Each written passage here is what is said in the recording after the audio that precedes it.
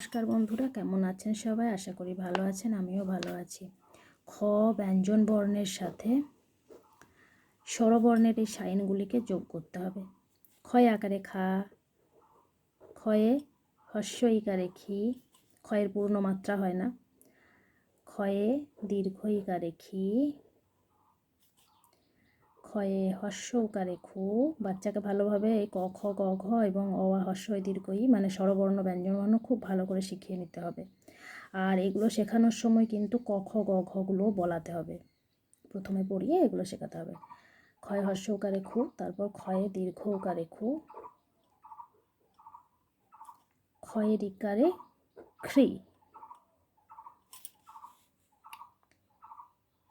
ক্ষয় একারে খে, ক্ষয়ে ঐকারে খই, ক্ষয়ে ওকারে খো, ক্ষয়ে ওকারে খো, খ অনুস্বার খ, খ বিসর্গ খ। যদি ভিডিওটি ভালো লাগে অবশ্যই একটি লাইক করবেন।